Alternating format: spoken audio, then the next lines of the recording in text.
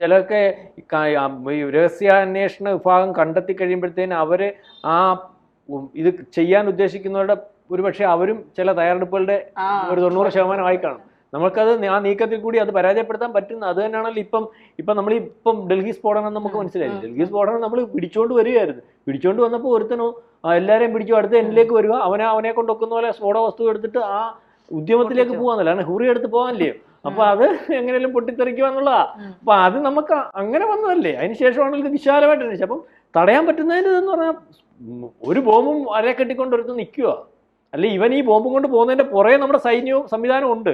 ഇത് അവൻ ഏത് സമയം പൊട്ടിത്തെറിക്കും. അപ്പോൾ വളരെ കെയർഫുൾ ആയിട്ട് അവനെ പിടിക്കാൻ പറ്റുന്ന രീതിയിലേക്ക് പിടിക്കാം. അത് കഴിഞ്ഞിട്ട് കണ്ടില്ലേ പോലീസ് സ്റ്റേഷനിൽ ഈ ട്യൂബിന്റെ ചൂടിന്റെ പൊട്ടിത്തെറിക്കുന്ന സ്ഫോടക വസ്തുവാ. അപ്പൊ എത്ര മാരകമാണെന്ന് ആലോചിച്ചു. അപ്പൊ ഒത്തിരിയും പ്രശ്നങ്ങളുണ്ട് നമ്മളീ പറഞ്ഞത്. അപ്പൊ ഇദ്ദേഹം ഇവിടെ വരുന്നു. ഇപ്പൊ ഇന്നിപ്പം ഏതാണ്ട് 10,000 കോടി രൂപയുടെ പ്രതിരോധ കരാർ ഒപ്പിടുന്നു.